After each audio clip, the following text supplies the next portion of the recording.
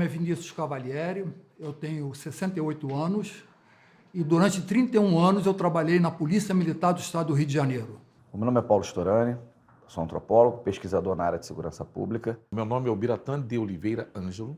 Meu nome é Ibe Silva Pereira, tenho 53 anos, passei 32 anos nas fileiras da corporação. Eu sou o tenente-coronel psicólogo Fernando Carvalho Denenosson, chefe do Serviço de Psicologia da Polícia Militar. Meu nome é Bianca Neves Ferreira da Silva, sou major da Polícia Militar do Estado do Rio de Janeiro. Eu sou a Major Rosana Lopes Cardoso, médica da Polícia Militar há 15 anos. Eu sou o André Gonçalves Yatsuda, sou policial militar do Estado do Rio de Janeiro. Sou o Major Jean Carlos Santana Sanches. O meu nome é Wesley Allende Barbosa Nascimento. Meu nome é Ana Beatriz Fux Anderson, tenho 30 anos. Meu nome é Juliana Loriato de Lima, tenho 29 anos. Fui segurança de governadores. Capitão veterano da Polícia Militar do Rio de Janeiro. E cheguei ao posto de coronel, que é o posto máximo na polícia. Eu atingi o último posto da Polícia Militar, o cargo de coronel da PM. Sou oriundo do Batalhão de Polícia de Choque. Tenho um pouco mais de um mês como aluna oficial, estou cadete no momento. Comandei também as unidades de polícia pacificadora do Andaraí e Vila Cruzeiro. E para mim o mais importante, que me orgulha muito, eu fui o fundador do núcleo da Companhia de Operações Especiais, o embrião do BOPE. 17 anos de polícia, 5 anos do Batalhão de Operações Especiais. Vim para ficar.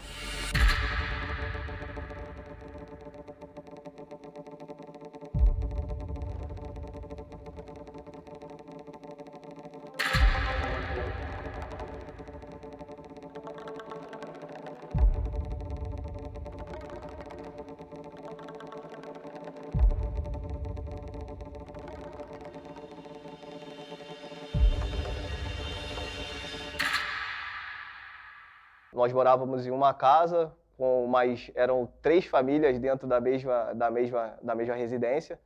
Então, na verdade, cada família ocupava um quarto, mais ou menos assim. Meu pai era serralheiro, autônomo. Minha mãe era lavadeira. Filho de um caminhoneiro com uma cabeleireira. Eu sou da Vila da Penha, minha mãe era engenheira civil, meu pai é advogado. Nasci na Tijuca e morei a minha vida inteira em Jacarepaguá e Barra. Meu pai é militar do Exército, minha mãe é médica, eu tenho 3 irmãs. Todas nós estudamos no colégio militar. Minha família é classe média, baixa.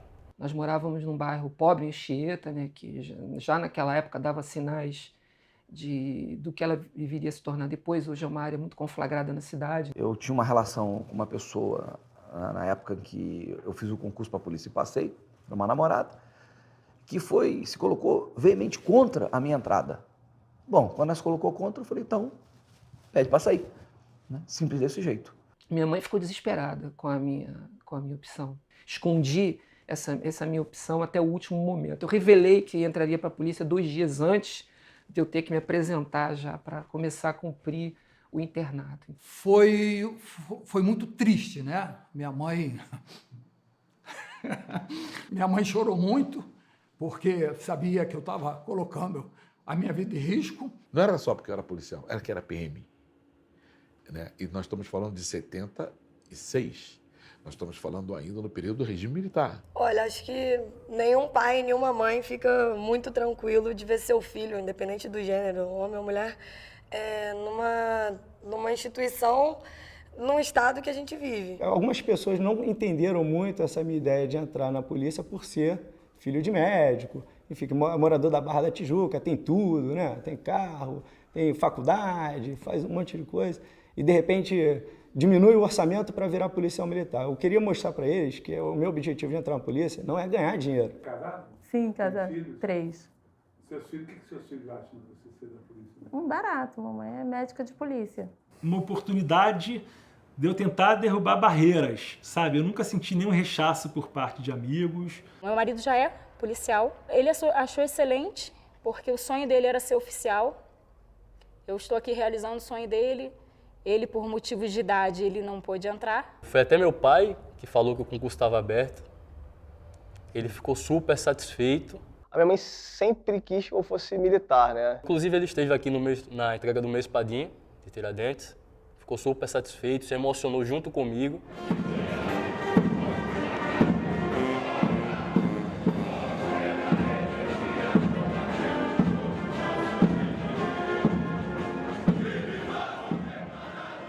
ia muito às formaturas, então eu achava aquilo muito lindo. Meu sonho de adolescente era ser professor de matemática.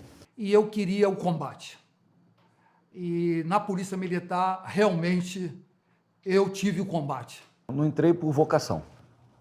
Não era vocacionado para ser policial, era vocacionado para ser militar. Eu sempre gostei da área de segurança pública. Eu já trabalhava na área de segurança pública. Primeiro é um sonho de criança, né? Aí eu fiquei no dilema. O sonho ou ir para a escola de oficiais da polícia. Aí a matemática me ajudou. E a questão financeira também, né? Tendo em vista que não tinha uma condição muito boa dentro de casa. Transporte, era manhã e tarde. Almoço fora de casa, livros. A faculdade não é paga, mas, né? Tem livro, tem todo um orçamento em cima de fazer isso. E, ao final de 4 anos, o que eu seria? Um criolinho da favela com diploma embaixo do braço, caçando emprego. Ser forjado a ferro e fogo é a nossa tradição, com força, esperança e muita vibração. Eu imagino comandar uma patrulha, eu ter que fazer a supervisão dos praças na rua, ter que adentrar numa favela. Eu entrei na Polícia Militar por uma questão profissional, eu precisava trabalhar, né? Eu venho de uma família muito pobre. De repente surgiu um concurso, 50 vagas para oficial psicólogo da Polícia Militar. Na hora eu pensei, uma é minha. A Polícia Militar tem um plano de carreira maravilhoso, o que as outras polícias não têm. Sabia que era um ambiente espetacular para um médico trabalhar. Olha, no Rio de Janeiro, por incrível que pareça, parece que o problema é que me atrai. A única polícia do estado do Brasil inteiro que combate a violência do tamanho da proporção que o estado do Rio de Janeiro enfrenta é a do Rio, né? Todos nós sabemos que não tem violência igual. Eu sabia que ao entrar para a academia de polícia, eu ia estudar. E me encontrei na vida militar porque era uma coisa muito fácil. Existe uma ordem, você cumpre a ordem e você é o melhor cara do mundo. Eu entrei naquele lugar lá, um favelado, dançarino de soul e jogador de handebol. Isso é um tenente.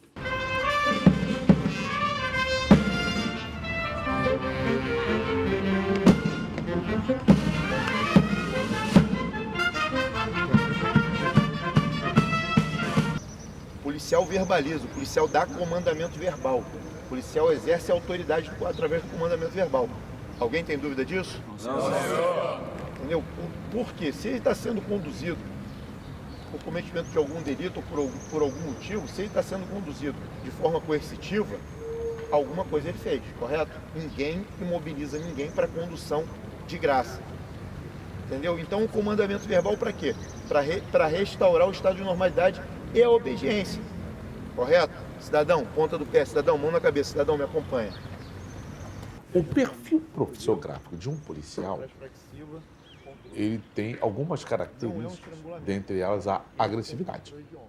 O nível de agressividade não é igual, digamos assim, vamos comparar com um líder religioso. Imagine o perfil profissiográfico de um padre e de um policial. E se nós formos colocar na agressividade, nós vamos ter que fazer isso, né? Dá uma diferença. Senão o policial vai rezar e o padre vai espancar na hora do confessionário. E eu me lembro que a primeira frase que um veterano me dirigiu, eu estava em posição de sentido, ele se aproximou de mim e berrou na minha cara a seguinte pérola: você não tem direito algum e não pode abusar dos direitos que você tem. Nos primeiros dias, acho que o impacto foi imenso. Quem não está acostumado toma o susto. Depois eu entendi que, na verdade, aquilo era muito mais um teatro, né? Justamente para desestabilizar mesmo, né? Para ser uma espécie de ritual de iniciação.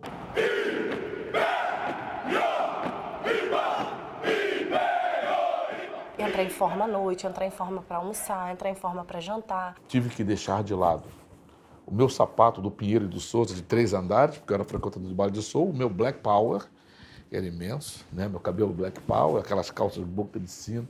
Eu nunca tive problema com disciplina, né? Meu modelo de trabalho são meus pais, de acordar cedo, de chegar tarde, de se dedicar, de se sacrificar. Então, eu tinha que obedecer às normas impostas. Toda vez que eu desobedecia, eu era sancionado. Eu vinha de uma militância católica, né? Nós éramos de uma paróquia ligada à Diocese do Rio de Janeiro, que sempre foi muito conservadora, mas nós éramos um grupo jovem muito influenciado pelas ideias da Diocese de Nova Iguaçu, né, Dom Adriano, portanto, Teologia da Libertação, que até hoje me influencia, e, portanto, uma militância católica de esquerda. Eu fui forjado na Escola Preparatória de Cadetes do Exército. Claro que eu levei todo o meu potencial intelectual e o meu potencial digamos, de valores e entrei junto com os valores da polícia. A polícia, agora, se eu fosse um bandido, ela não ia me transformar numa pessoa de bem, não tem como.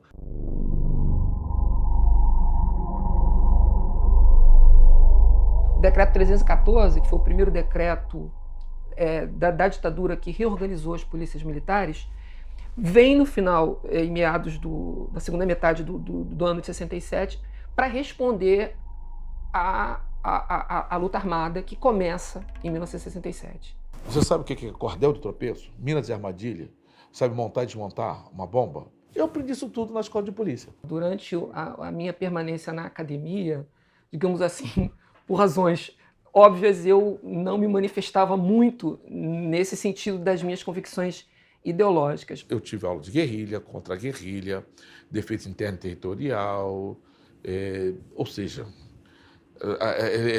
a psicologia utilizada pelos comunistas, etc. E experimentava as torturas do campo de concentração. Né? Então, tipo, um interrogatório, porrada. E esse ethos militar levou a um ethos guerreiro, de guerra, de combate. Talvez essa seja a maior crítica por parte dos especialistas. Que o militar ele tem essa questão de combater. Ele vê o oponente como o inimigo e não o criminoso. Fui preparado para o combate, né? Eu sou praça. Quando eu entrei, o meu treinamento todo foi feito para ser combatente. Mas pelo que a gente nossos instrutores vão passando de exemplos para a gente, eles vão mostrando que o Rio enfrenta uma guerra, então é necessário ter uma polícia forte para que possa combater bem o inimigo. Tem um quê de formação militar, sim, mas nós não utilizamos tudo que o Exército faz, ou as Forças Armadas fazem com seus militares. Simulações de briga dentro do ônibus, e assalto a banco, e perseguição com viaturas, abordagem. Essa série era como o que você vai encontrar na rua. O que a gente chama de sobrevivência policial, é como ele vai sobreviver na rua. Tanto em trajes civis, quanto em trajes militares. O pessoal pensa, né, que aquilo ali é um desumano, colocar granada na mão do aluno, as pessoas acham um absurdo. Eu também acho, é um absurdo. Mas nós fazemos isso. Porque absurdo é aquilo que nós vamos encontrar depois. Mas se a granada cair, vai explodir, por isso que é avisado o aluno que se ele dormir, a granada cai. E vai explodir ele, vai explodir a equipe, vai explodir o próprio instrutor. Isso é um absurdo? É um absurdo. E daí? Como é que se testa isso? Só se testa fazendo. Por isso que, na própria instrução de defesa pessoal, há um exercício que você coloca o aluno de frente para o outro. E que um começa a dar no outro. Isso se torna natural. Você naturaliza uma coisa que para outros pode ser humilhação. No final, não no final do curso, mas no final desse exercício, no final de 2 semanas de curso, o tapa na cara se torna uma maneira de você cumprimentar o outro. E aí eu entrei num contraste, né? Porque a minha origem é favela. A minha origem é do polícia da tapa na cara. Qual o problema do tapa na cara? Estou te perguntando assim, se isso não teria... As pessoas têm que entender, o tapa na cara é muito simples. Se você perguntar a um lutador de MMA o que é um tapa na cara, num treinamento, ele vai dizer tecnicamente o que é. Se você perguntar a qualquer integrante de operações especiais o que é um tapa na cara, ele vai dizer o que é. É uma forma de você testar o seu limite. Então é simples. Se não quer segurar a granada, se não quer assumir responsabilidade, vai embora. Mas se quer, segura até o fim, mostra que você é capaz. Perder a vida em combate é o mais pesado, muito pior do que tomar um tapa na cara. Um inocente vir a óbito em razão de uma operação que você participa, muito pior que um tapa na cara. Então vou lhe dizer, os instrutores eram excelentes, mas se ao sair da aspirante me desse 2 missões para eu escolher uma, falei assim, olha, ou você vai comandar o policiamento no centro do Rio de Janeiro, certo? Que vai ter uma operação, ou você vai aqui ter um foco de guerrilha E você vai ter que encarar. Aqui você vai ter que cuidar do povo. Ali você vai matar ou morrer. O da direita era mais fácil porque eu estava preparado para isso. Isso, porra. É isso aí, ô cidadão. Irmão, tô vendo, eu sou consciente. Vai, filha das putas. Olha lá. O que acontece é isso. É troca de tiro e a gente entra aqui pra ganhar. A gente não entra pra perder. Tá, acabou essa putaria aqui. Vocês ouviram? Vocês ouviram? Senão o destino de vocês é aquilo ali, ó. Deu tiro em polícia, deu tiro em policial, vai ser preso ou vai ser morto. Eu não primo, cara!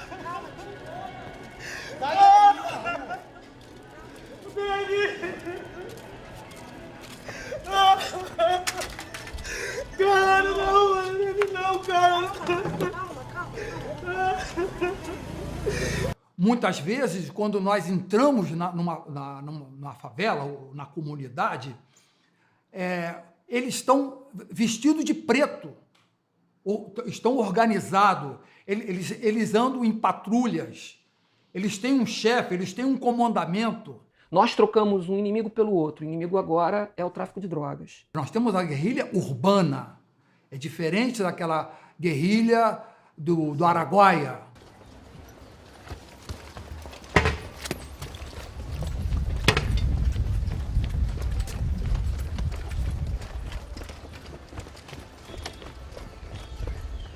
Eles usam técnicas de guerrilha. Você pode reparar que muitas vezes um garoto de 16, 17 anos, mas ele tem muito adestramento com o armamento que ele usa. E eles acertam o policial.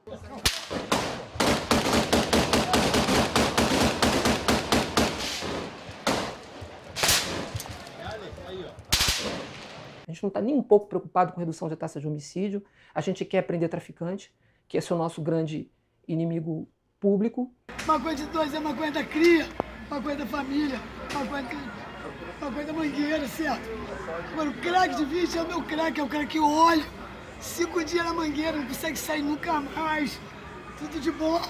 Infelizmente, o Exército forma pessoas capacitadas que depois eles são obrigados a saírem.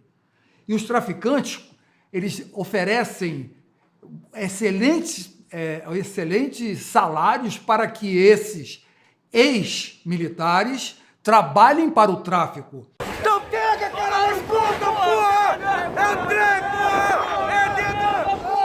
É dedo! É as contas, cara, nós vai pegar, porra! Nós vai pegar nessa porra! Então você me perguntou, se você matou alguém, em determinadas situações, ou ele ou eu. Ou ele, era questão de sobrevivência. A polícia não existe para estabelecer o paraíso, mas para evitar que o inferno se instale. O maior problema no Rio de Janeiro não é o tráfico de drogas, é o tráfico de armas. Em qualquer cidade do mundo, você vende drogas, tem gente comprando drogas, que drogas é um problema mundial, que infelizmente a gente ainda quer resolver com o Código Penal. Uma burrice que a gente não vai resolver nunca.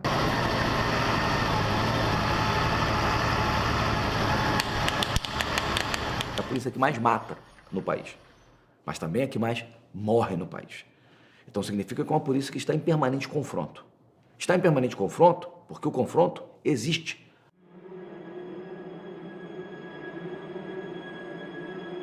Quando você vai comparar o tipo de crime que acontece nos batalhões, você vai ver que o índice de homicídio no 9º, 23º e 2º batalhão é baixo.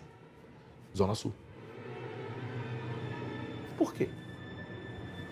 Tem explicações antropológicas e sociológicas para isso. Não tem a ver com o policiamento.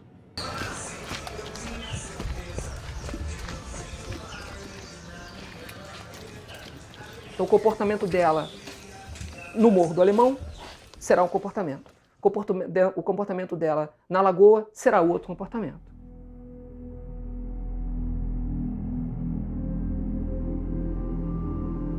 Poxa, não é possível. Os caras estão de fuzil, a polícia está de 40.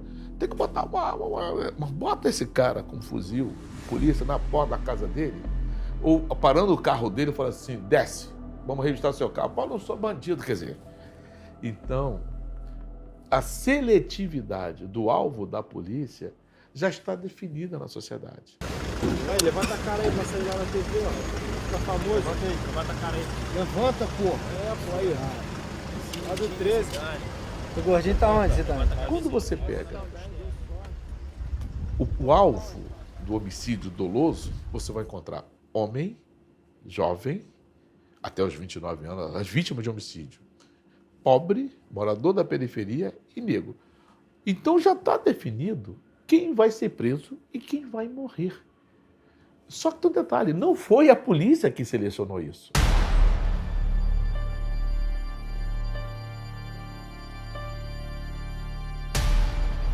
Quando eu estava trabalhando com o general Cerqueira, já era tenente-coronel, ele virou para mim e falou, Cavalieri, você quer comandar o BOP? Você é comandos? Quer comandar o BOP? Eu falei assim, general, eu não sou comandos. Comandos é termo do Exército, eu sou operações especiais.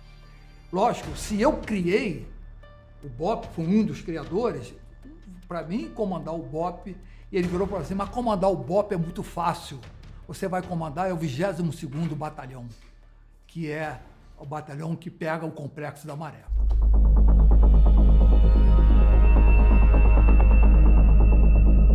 A origem da ação seletiva da polícia está aí. A polícia, já que ela só trabalha no flagrante, onde é mais fácil para ela prender alguém em flagrante? Na favela, onde o garoto vende droga ostensivamente com um fuzil a tiracolo, onde você identifica quem está cometendo o crime de maneira mais fácil, ou no Novo Leblon? Ou na Barra da Tijuca, onde também tem tráfico de drogas e você pede droga pelo telefone. Só que para você prender lá, você tem que ter um inquérito policial. Então, assim, onde morre, por que morre? Né? E ali, aquele lugar, também onde os polícias são mais vítimas.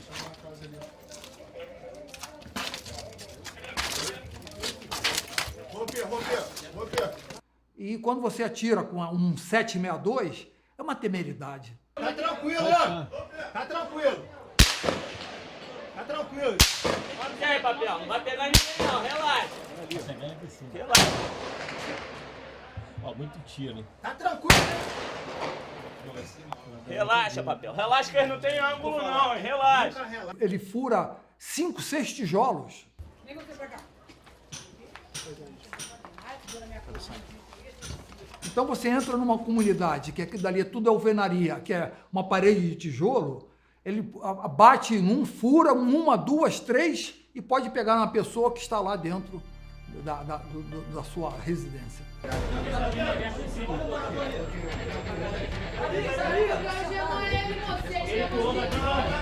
A moradora não fica. Bala perdida é exatamente isso, entendeu? Que usam essas armas inadequadas.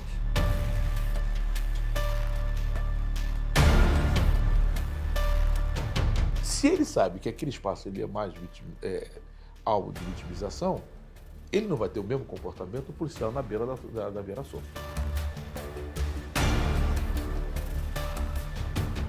Mesmo que seja ele fazendo um dia num lugar, um dia no outro, ele vai ter 2 comportamentos distintos. E vai enlouquecer.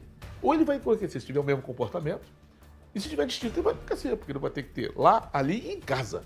Em casa ele vai, pô, a mulher dele vai ter que ser um exorcista. Porque desmonta todos os demônios que chegam na cabeça do policial. Nós não podemos, acho que nem no melhor dos mundos, preparar o nosso aluno aqui para todas as ocorrências, para o mundo complexo que ele vai enfrentar lá fora. Você aprende muito mais nessa experiência do que você criar condições para preparar esse policial para enfrentar o pior cenário de segurança pública do Brasil, da América Latina e talvez do mundo. Sem hipocrisia, nós temos que ver a nossa realidade. Então, muitas vezes, querem do policial um comportamento do Bob Londrino, daquele policial inglês, mas com quem ele está lidando. Que isso, cara? Filho das putas, não tem pertinho da gente!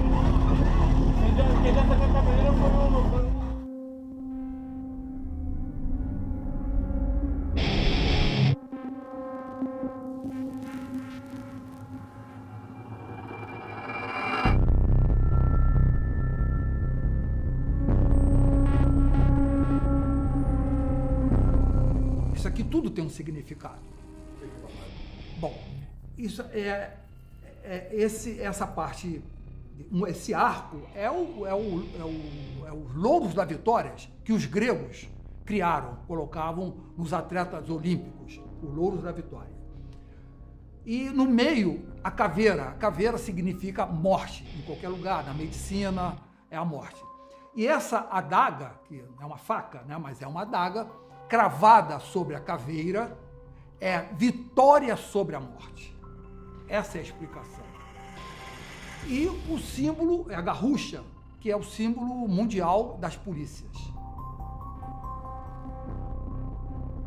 Um grande episódio que motivou a criação do BOPE foi um evento no Galpão da Quinta, né, o presídio Evaristo de Moraes, onde faleceu um coronel. Desculpe o termo, foi uma cagada geral da PM, Polícia Civil, e tentaram uma rebelião, e a rebelião foi contida, mas infelizmente, um coronel levou um tiro de 12, né, da calibre 12, e veio a falecer. E outros, o Paulo César, do batalhão de choque, levou um tiro no braço, mas motivou a Amêndola a botar no papel para criar uma companhia de operações especiais. E toda a companhia, isso é o militarismo, precisa de um capitão e 2 tenentes.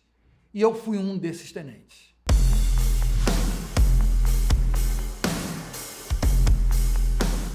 Amêndola, Rangel e Cavalieri. Me formei, eu sou o Caveira 04, Rangel o Caveira 01, faleceu, mataram o Rangel, uma saidinha de banco, ele reagiu e morreu.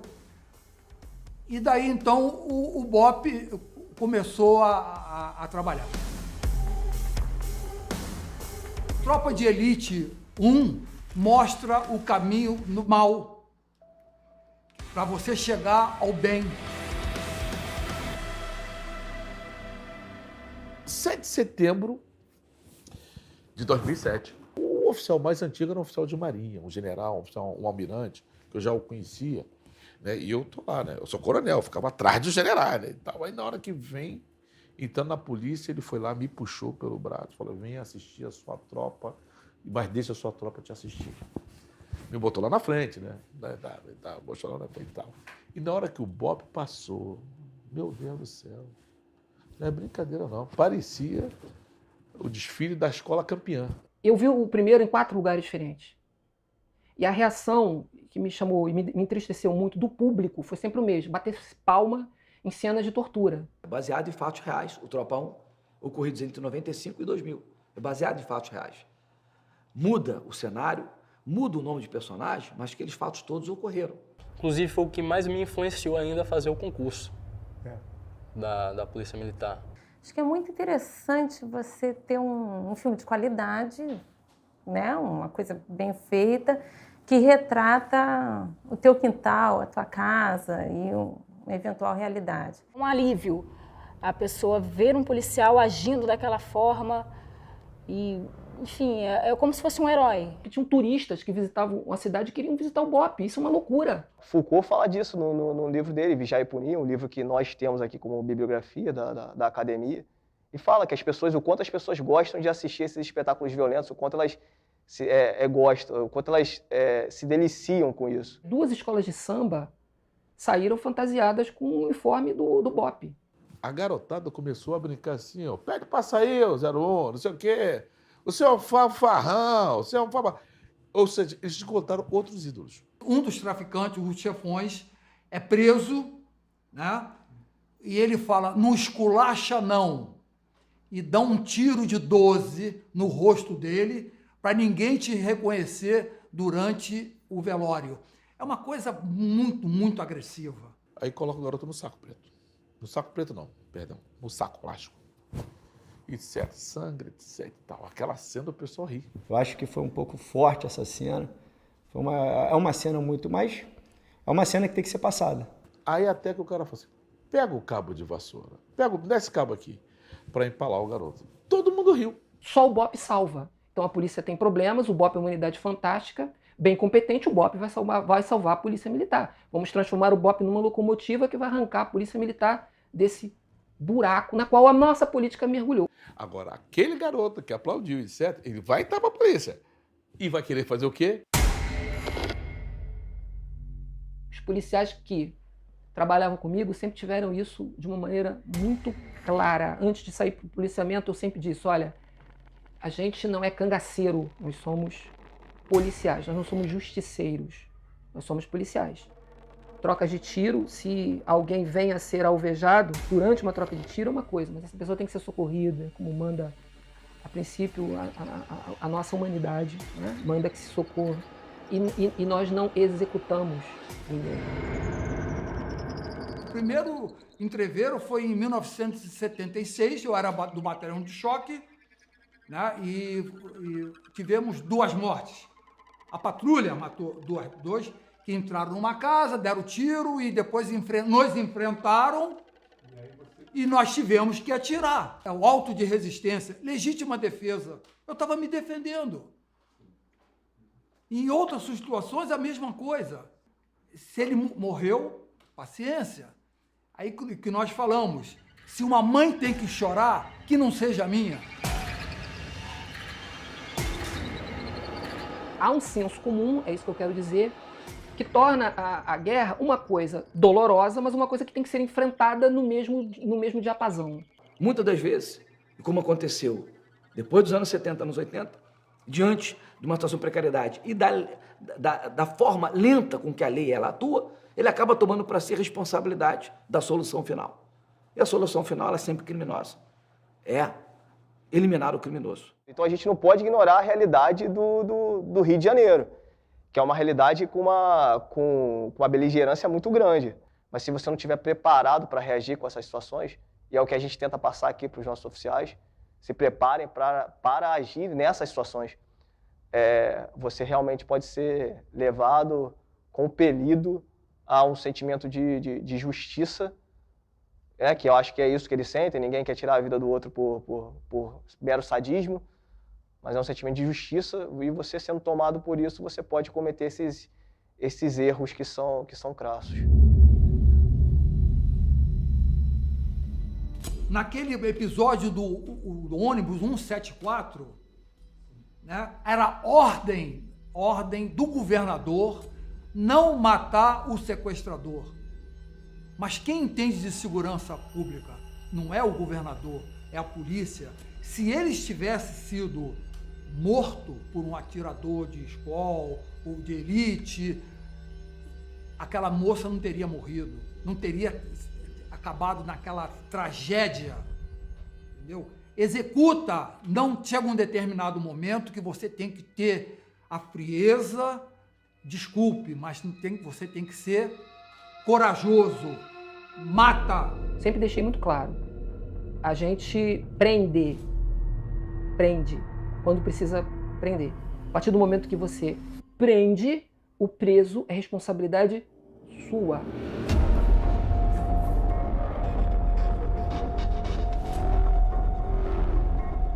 As polícias precisam de controle. Elas não têm controle. Elas trabalham do jeito que elas querem trabalhar. Eu considero o caso Amarildo um caso muito grave, simbolicamente. Um caso muito grave e que não foi tratado com a gravidade que deveria ter sido. Porque o caso Amarildo é o caso de alguém que é preso pela polícia militar no exercício da sua atividade, é conduzido para dentro de uma unidade da polícia militar e desaparece. Isso é enredo de ditadura civil-militar. O Amarildo não era nenhum santinho, tá? Não era aquele pintor de parede, como disseram. Tá?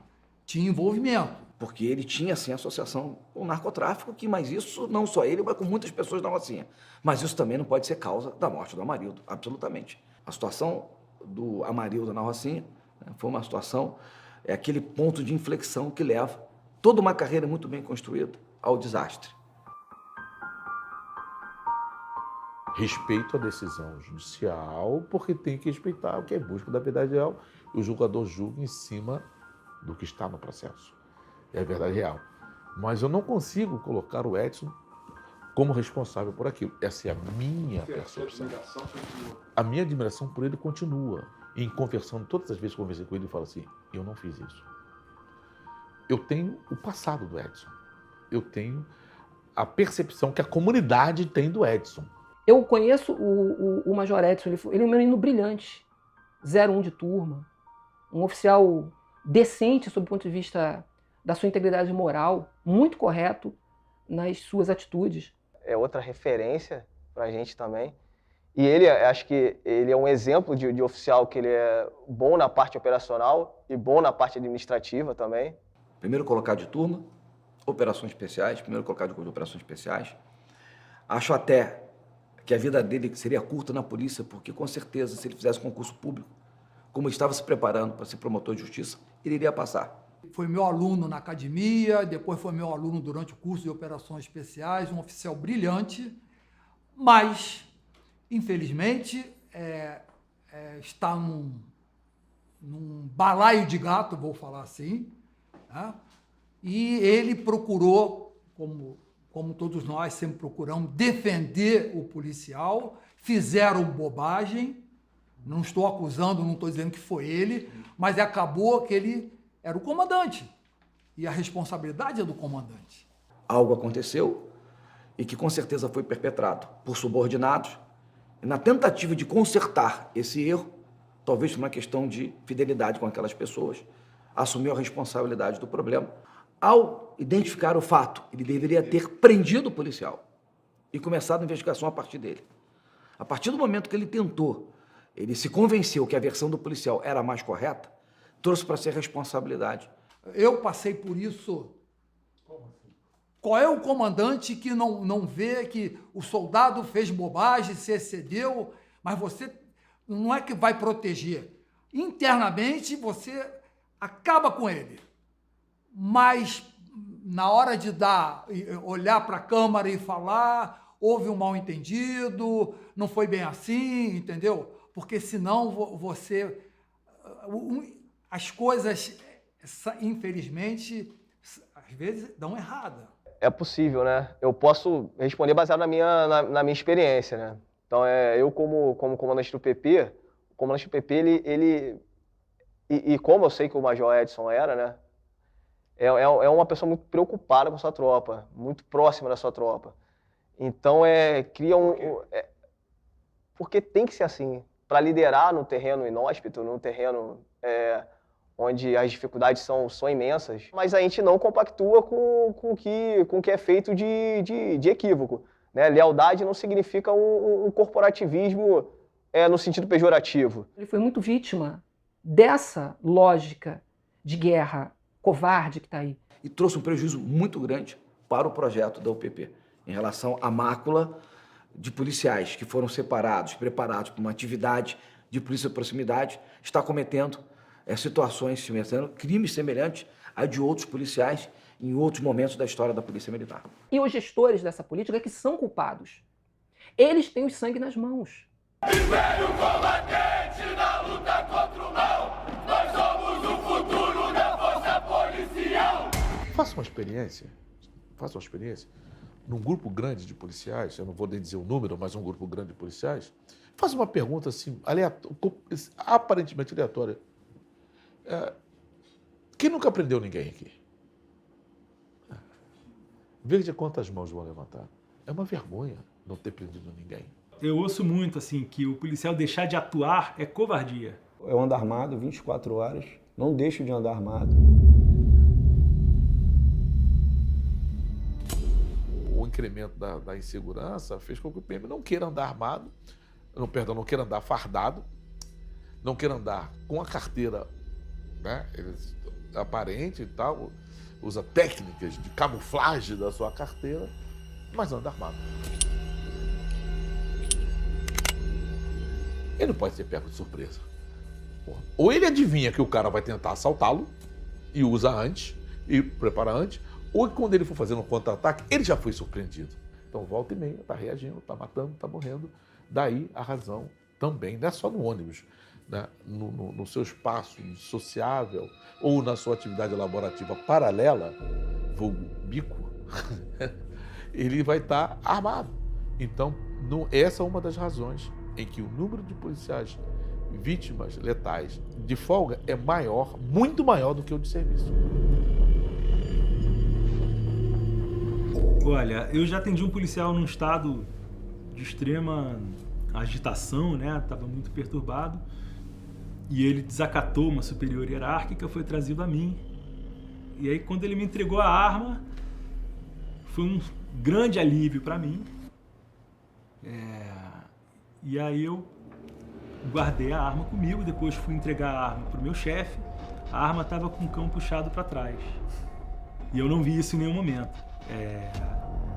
Na sessão seguinte, eu perguntei para ele se ele sabia disso. E ele falou que ele ia fazer uma besteira. Eu falei, que tipo de besteira que você ia fazer? Ele, não, besteira contra alguém, ele não, besteira contra mim. E ele estava a ponto de explodir mesmo, assim. Ele estava a ponto de tirar a própria vida. Né? Que o policial militar é um trabalhador adoecido por conta do seu trabalho. As condições de trabalho levam ao adoecimento, o sofrimento físico e psicológico.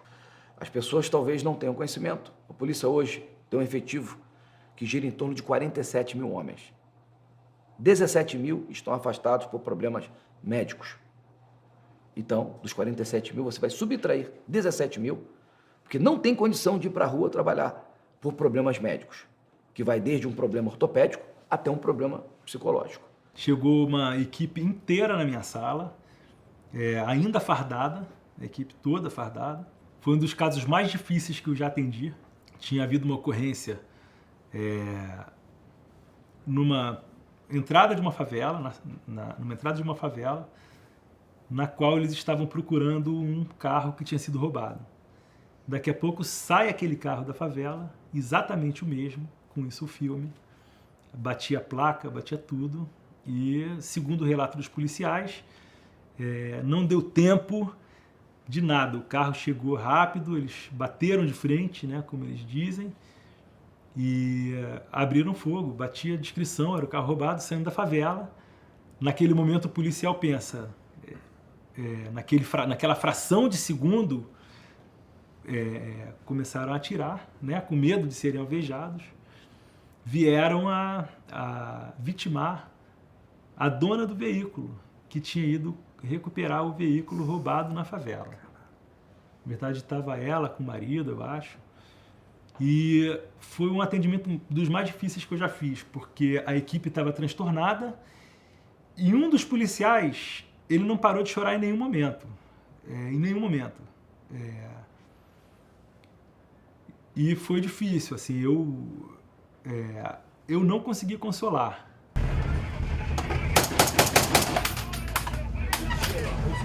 Esse acúmulo de não controle, de não prevenção, associado a trabalho em turnos, má alimentação, por não buscarem mesmo, por não ter a cultura, isso acarreta uma taxa de adoecimento acima da população em geral. Você não tem um tratamento de saúde mental, um acompanhamento preventivo, um acompanhamento que faça você perceber que você está saindo da curva.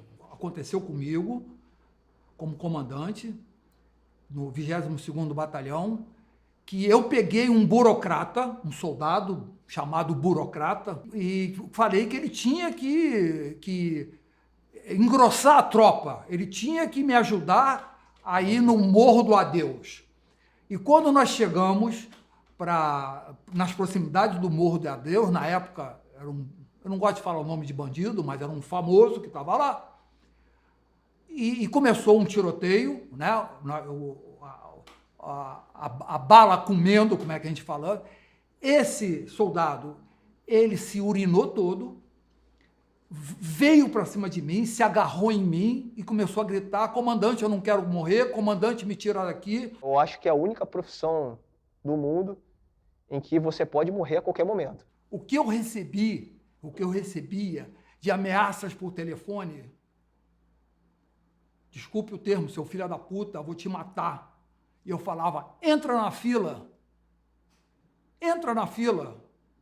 porque tem uma fila querendo me matar. As pessoas te veem porque você é uma polícia ostensiva, não é uma polícia civil que não está fardada, que não tem um carro caracterizado, então as pessoas estão te vendo, só que você não está vendo as pessoas.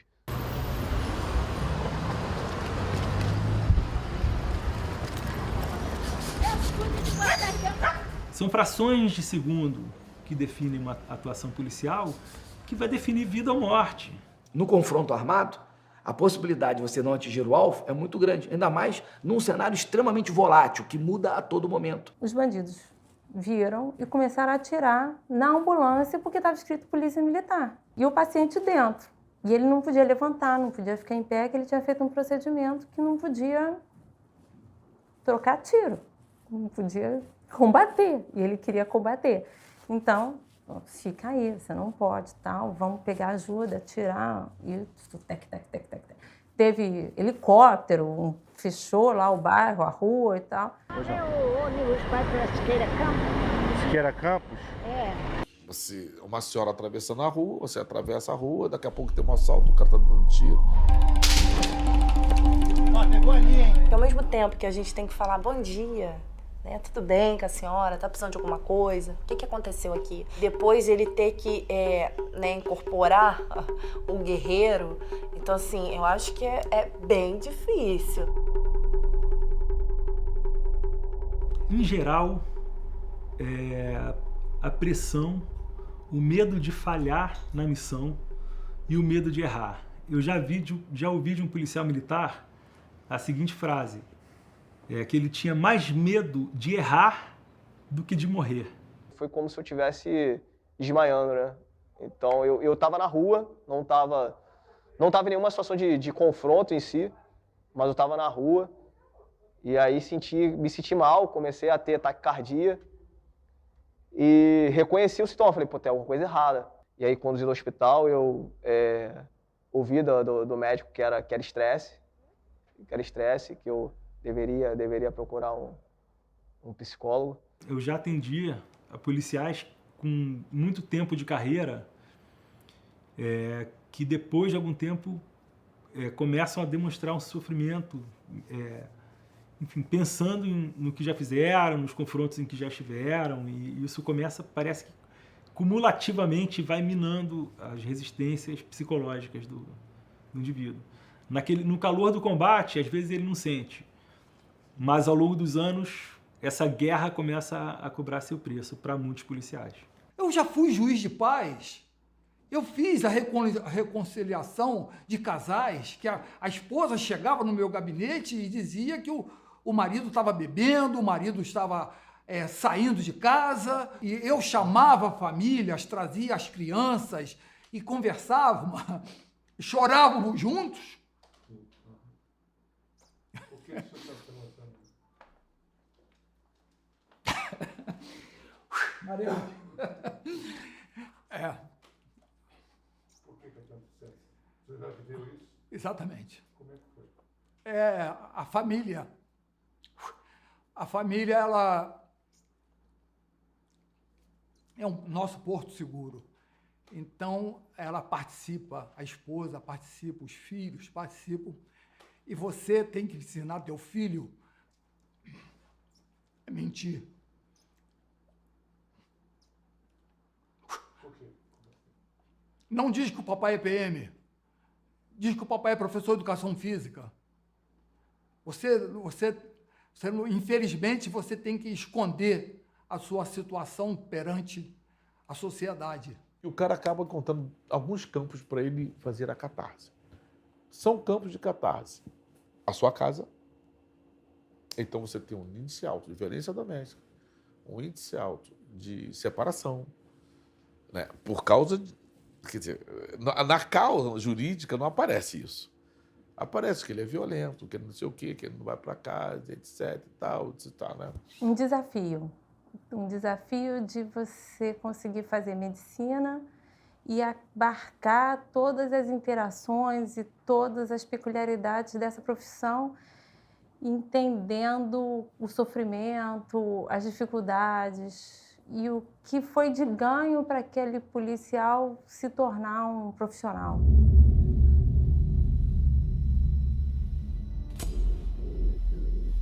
A força morde a alma de todos aqueles que a empregam. Quando a gente vê alguém vitimizando o outro, é muito comum olhar o que essa força irracional e descontrolada produz nessa vítima. A gente não olha o que esse descontrole causa na própria pessoa que está vitimizando, né? Os dois são vítimas do processo. Olha, eu nunca ouvi falar de alguém que tenha confessado um crime em consultório.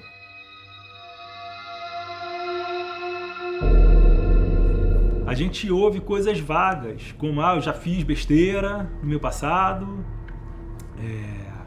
eu já fiz muita coisa errada. Fizeram um estudo muito interessante mostrando que policiais militares no Rio de Janeiro têm 6 vezes mais possibilidade de cometerem suicídio que qualquer outra categoria profissional. Só que esse suicídio, digamos assim, mais espetaculoso, mais midiático, né?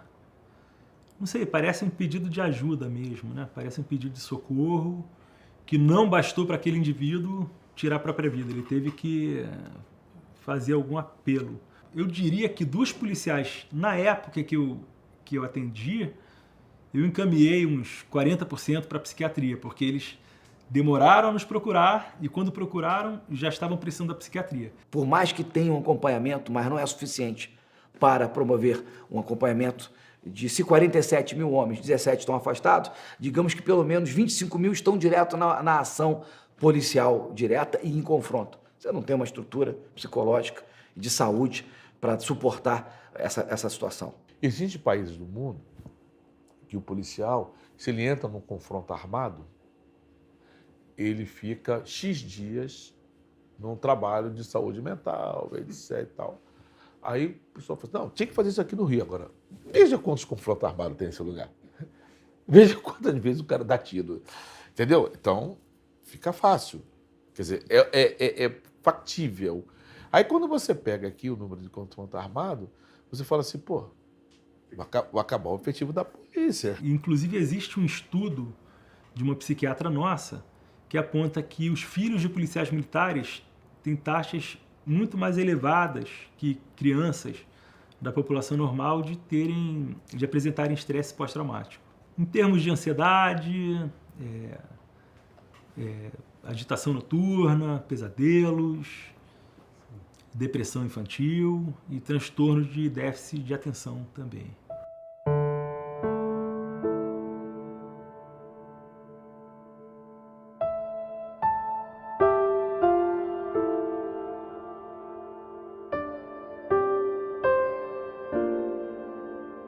A minha filha, ela tem que se tratar com um psiquiatra. Porque eu tenho um laudo, eu tenho uma avaliação neuropsicológica que eu fiz dela. Ela tem questões graves emocionais. Ela tem pavor de descobrir que eu vou pra rua. Ele era muito inteligente, ele era um dos zeros de turma e ele era comandante do nosso pelotão. E eu em forma, e foi aí que fui despertando, né, a minha curiosidade sobre ele, conversando com ele. Então, assim, foi tudo também muito rápido. Ele levou um tiro de fuzil. Chegou-se à conclusão, através da divisão de homicídios, que tinha sido um tiro por um policial. Eu tive que procurar ajuda de um profissional, como eu não largo até hoje. A coisa mais incrível que acontece, assim, sem falar em patologia, né? A gente está recebendo um policial, aquele indivíduo fardado com aquela toda aquela figura, né, imponente, digamos até assustadora, e de repente ele cai no choro. Criticar é muito fácil. Botar farda. Quer criticar? Coloca farda, sobe com a gente. Vamos lá, vê a realidade, vê o que realmente acontece. Anda um dia, passa 24 horas dentro de uma viatura. Volta para casa depois de 24 horas de serviço, estressante, com um fuzil na mão, com uma pistola. Volta para cá, depois vai falar da gente. Pô. PM é igual a criança. Longe da saudade, perto incomoda. Se o policial estiver dentro do shopping, essas pessoas vão pensar o que esse policial está fazendo aqui dentro. Não é aqui, não é o lugar dele. O lugar dele é lá na rua, né, controlando aquela massa que está lá fora que quer me roubar. Você pode ter certeza disso. As pessoas não dão bom dia, não dão boa tarde, não dão boa noite. É uma profissão socialmente invisível. E você é obrigado a trabalhar pela sociedade. Essa sociedade merece. Quantas pessoas realmente estão preocupadas com quanto ganha um policial? Quantas pessoas realmente estão preocupadas com a condição física e psicológica desse profissional? Quantas pessoas estão preocupadas em ver o policial como um trabalhador e não com alguém que está ali para limitar a sua liberdade? Grupamento 8º à esquerda. Vamos ver? Frente para a esquerda. Libera e pá! Você conheceu algum policial bom? Conheci. Fulano, com ele, bandido, não tinha vez. Principal missão da polícia, prender, claro. E não é. Todas as polícias que eu já vi no mundo têm o mesmo lema, servir e proteger. Nós nos acostumamos a viver em guerra. Muitas pessoas acham que é assim que tem que ser. O clima social de que o policial, ele é de 1809. Ele que vai limpar a cidade.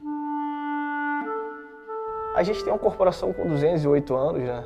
Então, que passou por diversas transformações, desde 1809.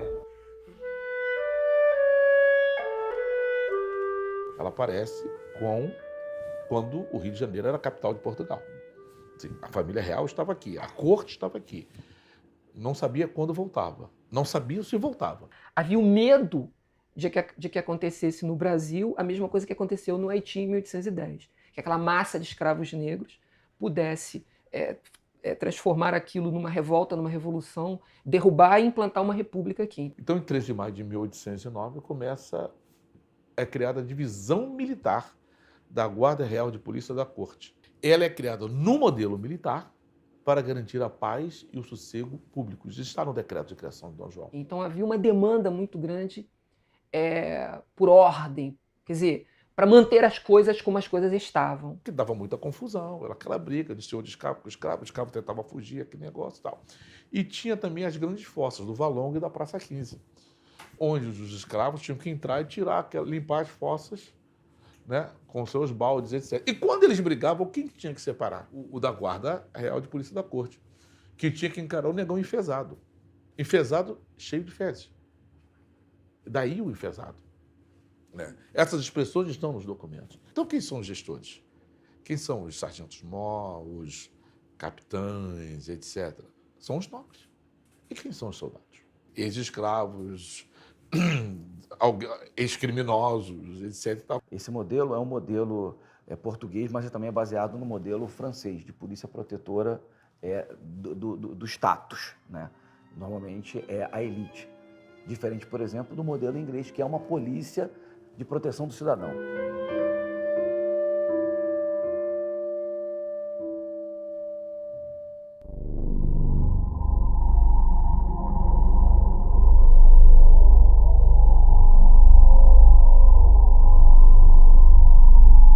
O que mais me dói é a fusão das duas polícias. Porque você pega um estado geograficamente grande para um estado geograficamente menor e um menor mais rico do que o pobre, do que o outro, do que o grande. Quando houve a fusão, não só na polícia, em todos os órgãos, depois eu conversei com juízes, promotores, houve uma confusão muito grande. E eu fui altamente prejudicado. Os oficiais do antigo Estado do Rio entraram todos na minha frente. O policial que trabalhava lá em Porciúncula, nossa, maravilhoso aqueles lugares, Natividade, ele não tinha ideia o que se passava aqui na Mangueira. Ele não tinha ideia que as grandes favelas da época, né? Mangueira, Salgueiro, Tijuca, Borel, entendeu? Então, quando eles chegaram aqui, eles estavam assustados. Você pega a canção da Polícia Militar do antigo Estado do Rio, uma canção bonita. Fala da tradição da polícia, que a polícia, né, tem que ir para a guerra, no caso, etc. e tal, mas que tem que cuidar da paz, do sossego público, etc. e tal. Você pega a canção da Polícia Militar da Guanabara, só tem a palavra Polícia Militar no título, mais lugar nenhum. Não aparece polícia, não aparece missão da polícia. Ela só fala em guerra, guerra, matar, morrer, guerra, o inimigo. Enfrentar a morte e ser forte no que acontecer. Isso é o hino da PM, é a canção da Polícia Militar. Com esforço e disciplina e boa união, manteremos com ardor a nossa tradição. Nós temos aí uma linha de Talvega, um divisor de água nisso, que chama-se Carlos Magno Nazaré Cerqueira. O governo Brizola tinha uma visão da ação policial que era muito voltado ainda para uma realidade da ditadura militar, que era a polícia ver, por exemplo, o morador de comunidade como bandido. Não estava errado de todo, sem dúvida nenhuma. Ele assume o comando da polícia em 1983. Ele é o primeiro coronel PM a comandar a polícia. Um psicólogo, um sociólogo, e deu uma nova dimensão, uma nova maneira de ser da polícia militar. Já pensava em polícia comunitária na década de 60, então ele foi um precursor, acho que era um homem à frente do seu tempo. O criminoso tem que ser tratado como criminoso. Não se trata o criminoso como uma pessoa de bem, mas se trata o criminoso como um ser humano que praticou mal. Eu não vou falar para o criminoso, por favor, queira entrar na viatura. Não é assim. Não é. Não vou falar assim com ele. Não, entendeu? Eu vou falar para o cidadão, que é a vítima, por favor, queira entrar aqui na viatura, vamos entrar, vamos conduzir o senhor, a senhora, etc. Ele queria que a PM fosse mais sociável. Ele queria que a PM fosse mais comunidade. Então ele vai ser levado com energia, etc. Agora, eu não vou dar tapa na cara, eu não vou esculachar o cara, eu não vou esculachar a família. Outra coisa, parente de bandido é parente. Ah, mas o parente do bandido é bandido. Então não é parente do bandido, ele é bandido. Cerqueira falava isso em 83. Olha, as operações têm que ser planejadas. Você vai prender quem? Essa pessoa está onde? Quais são as informações que você tem para que essa operação seja segura? Para que nenhum policial seja ferido, para que nenhum morador seja ferido, para que nenhuma criança seja ferida. Quer fazer a operação? Faça, mas essa operação tem que ser planejamento, tem que ter planejamento, tem que ter responsável. Ele era contestado por parte da PM, né, porque achavam que a PM tinha que continuar sendo mais operacional. Claro que para muita gente isso foi terrível, foi uma temeridade. Como? Isso está amarrando a polícia. Maluco. Por que eu estou chamando de maluco? Com o maior respeito, né? Nosso ídolo. Porque para fazer o que ele fez tem que ser louco. Então ele fez algumas modificações que ele angariou muitos inimigos dentro da polícia. Inimigos doutrinários, filosóficos e ações. Essas loucuras que ele fez, foi loucura, graças a Deus ele fez essas loucuras, ele fez com que a polícia começasse, que a gente tivesse que estudar.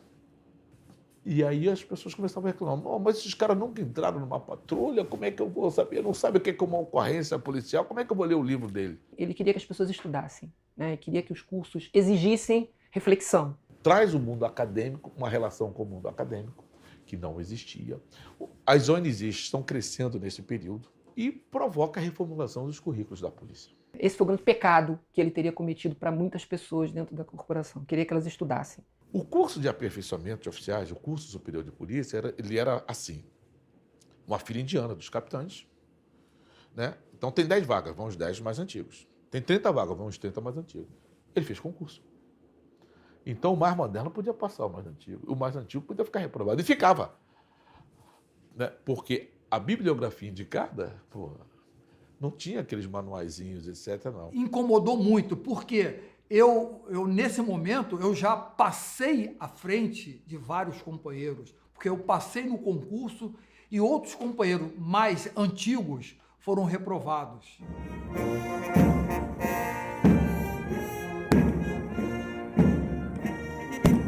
Então, ali já começou a criar um clima de competitividade entre os oficiais, um mal-estar muito grande. Isso incomoda muito. É a chamada cangalha, que nós falamos. Colocou a cangalha nele, passou à frente dele. E aqueles que eu passei à frente, eles até me desrespeitavam. Eles não me chamavam de senhor, sendo um tenente-coronel. E começaram a dizer que estava havendo acordo. Eu nunca soube. Outros governadores, eu soube. Essa tropa de elite 2 mostra bem sobre isso, né? Que há o acordo entre os traficantes e currais eleitorais e não sei o quê, essa podridão que existe dentro da política. Mas o Brizola, não. Eu nunca soube que ele teve acordo com o traficante. Eu não sou brizolista, sabe? Eu sou apolítico. Mas eu vivi essa época. Nós estávamos no aeroporto em Congonhas, em São Paulo. Ele começou. Então ele falou para mim, capitão, Eu nunca proibi da polícia subir morro. Eu sempre disse, o que eu disse foi o seguinte: eu quero que a polícia haja no morro como age na Vieira Soto, como age na Avenida Atlântica. E eu falei para ele, governador, eu na minha época de tenente do batalhão de choque, muitas vezes subi morro, meti o pé na porta do barraco, arrombei a porta, entrava e ficava tudo por isso mesmo. Se eu faço isso na Vieira Soto, eu tomo um abuso de autoridade, eu sou processado por invasão de domicílio. E ele falou, é exatamente isso, capitão, que eu queria que a polícia entendesse. Brizola proibiu de subir o morro. Isso tem duas mensagens. A primeira mensagem é o seguinte: o Brizola nunca proibiu de subir o morro. 2, significa que o inferno está no morro. O mal está no morro. O mal nasce no morro. Sim, se proibiu o morro, pô, isso é como? Que a polícia não vai subir o morro. É bom lembrar que antes da Constituição de 88, um delegado poderia dar ordem para que se ingressasse num barraco, né, que as pessoas achavam que não era residência na época. Né? A partir da Constituição de 88, só um juiz poderia dar ordem. Nós temos, infelizmente, vamos botar o dedo na ferida, nós temos a banda podre. Em qualquer lugar tem a banda podre. Né? Então a banda podre gostou disso, porque não incomodava os traficantes e ganhava mais dinheiro. Né? Como é que se diz? O arrego era maior. Entendeu? Então, para eles era confortável, sabe? Deixa eles lá, mas manda o arrego. A droga mais usada no Rio de Janeiro era maconha, cocaína, por conta do preço, era a droga da elite. Imediatamente, Rio de Janeiro, que era a rota de passagem dos países andinos para a Europa, com pouca quantidade que permanecia em razão do preço, houve uma derrama, né, de uma grande quantidade de cocaína a preços acessíveis, quase equiparando ao preço da maconha. E eles buscaram o local para poder exercer essa atividade criminosa, as comunidades, que agora não tem mais a polícia.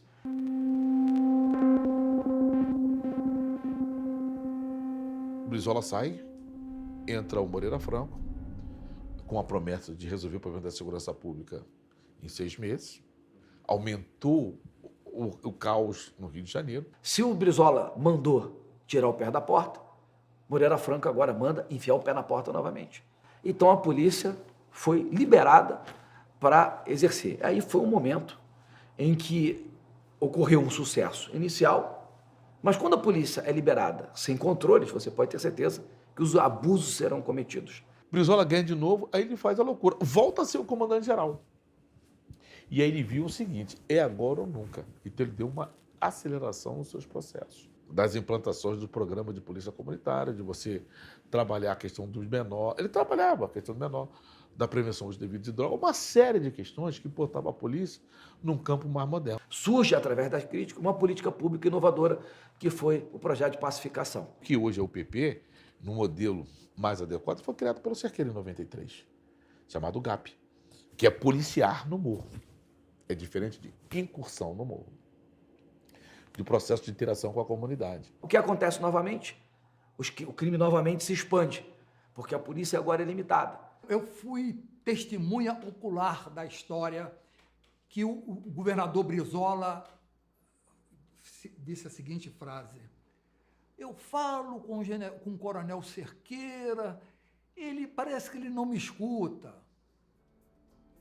Então, talvez ali começou uma desavença, um mal-estar, questão da política. Eu acho que a segurança pública no Brasil teria ido numa outra direção se não tivesse acontecido aquela tragédia. O Cerqueira não morreu igual o Brizola. O Brizola morreu de doença. O Cerqueira foi assassinado. O Nazaré Cerqueira foi assassinado. Cerqueira morre em 99, no melhor momento da sua produção intelectual, né? A versão oficial é que um policial desenvolveu por ele uma obsessão atribuía ao Cerqueira todos os infortúnios da sua carreira, porque havia um curso para cabo que ele não conseguiu fazer, porque estava se preparando, o Cerqueira mudou as regras do curso antes que chegasse a sua vez. Para se ter uma ideia, no inquérito que foi feito, a esposa relata que quando ele via o Cerqueira na televisão, ele pegava o revólver e ficava apontando para a TV, dizendo que um dia mataria. E no dia 14 de setembro, por volta de 16h30, ele cumpre a promessa que ele vinha fazendo. Ele entra no prédio onde o Coronel Cerqueira trabalhava, ele era vice-presidente do Instituto Carioca de Criminologia, estava desenvolvendo uma coleção fantástica, Polícia Amanhã, com patrocínio da Fundação Ford.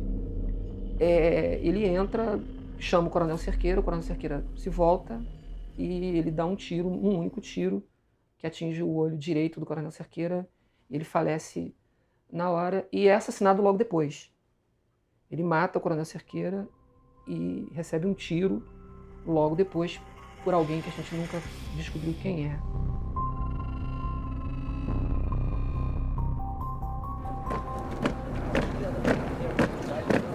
Os instrutores da escola, das escolas, tanto de soldado como de praça, de oficial, eles não têm uma paradigmática, ele não pode transformar a cabeça da pessoa, ele vai ensinar o cara, ele vai passar os valores, mas ele não tem como fazer o cara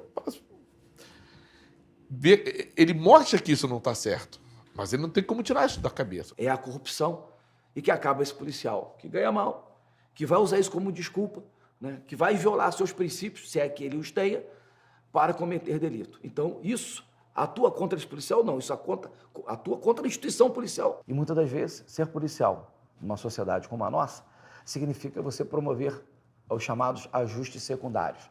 É se ajustar a uma cultura brasileira do jeitinho. Costumam me perguntar por que a polícia é corrupta. Eu pergunto, será que é porque a sociedade é honesta?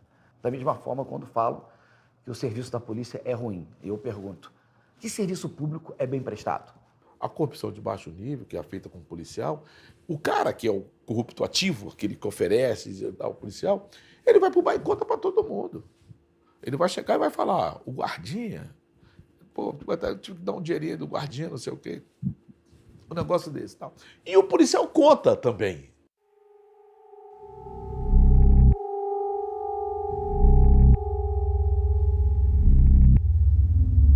Eu tenho ideia do que era a Vila Cruzeiro antes da UPP.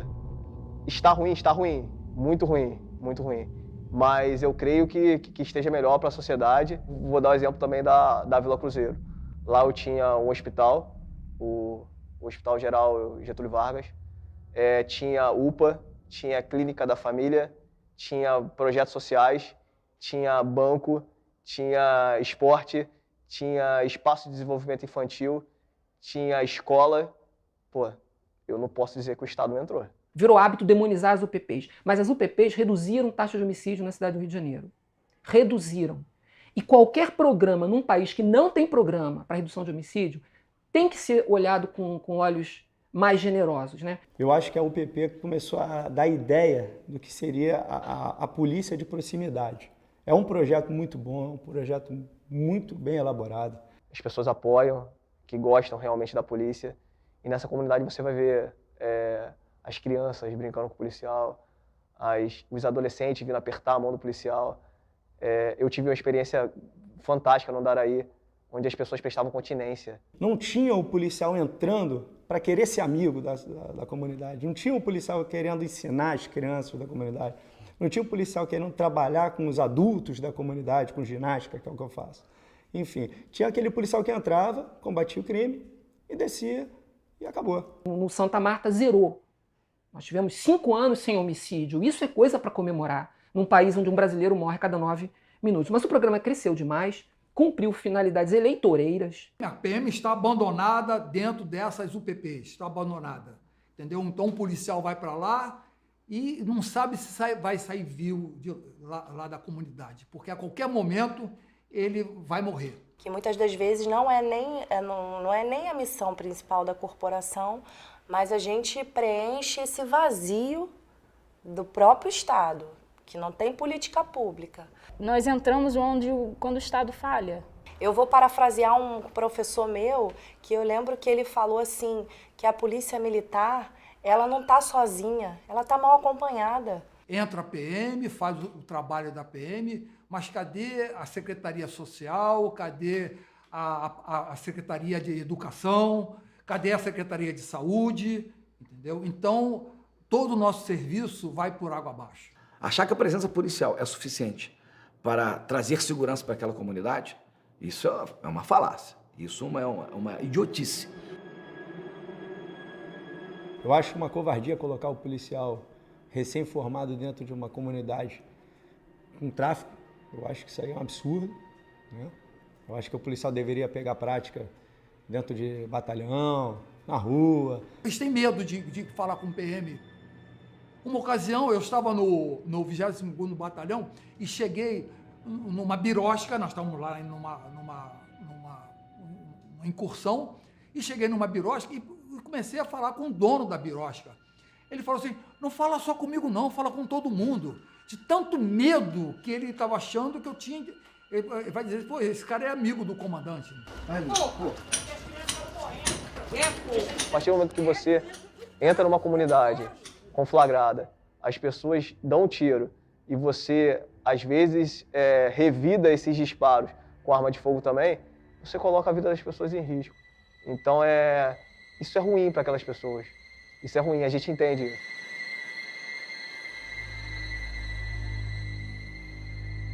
As UPPs elas começam a entrar em colapso em 2012, logo depois da ocupação do Morro do Alemão, quando os primeiros policiais morrem. E eu acho que ali foi o momento que nós tínhamos que ter feito uma parada no programa e ter repensado o programa. Nós não fizemos isso, nós continuamos inaugurando o UPP. Nós colocamos 10 mil homens aqui dentro da Polícia Militar e descuidamos dos efetivos dos batalhões, que foram minguando, e hoje muitas unidades de polícia têm um efetivo muito reduzido. Então não tem polícia na rua.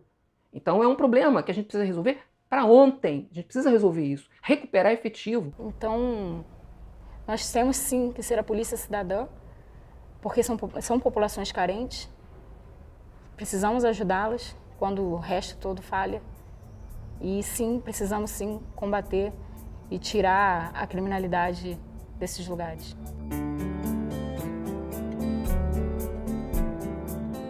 Acabar não acabou, até porque eu tô lá. Eu sou o comandante dos projetos, um exemplo, assim. De quais UPPs? De todas, é o que eu tô falando pro senhor. Até na UPP Alemão a gente tem projeto de música. Inacreditável. Sim, o UPP Nova Brasília a gente não tem projeto. Uma ou outra a gente não tem, mas na maioria a gente tem. O objetivo da minha sessão, o foco, são as implantações de ações de proximidade nas UPPs. Atualmente, a gente beneficia mais de 7 mil crianças, jovens, adolescentes e idosos. De que lugar? De todas as UPPs. Então a gente tem que ter um programa para esse menino, né? Para tirar esse garoto. A gente precisa disputar esses meninos que a gente está perdendo para o crime, para o tráfico. A gente precisa disputar com o tráfico esses meninos. Não é admissível que o Rio de Janeiro volte a ser o que ele era antes das UPPs.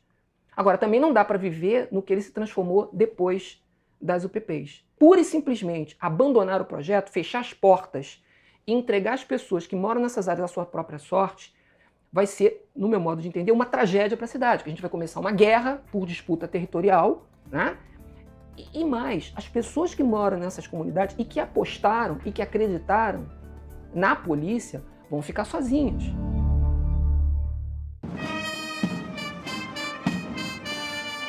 Se você olhar os currículos de formação, eles são bem desenhados. Nós temos vários problemas de formação.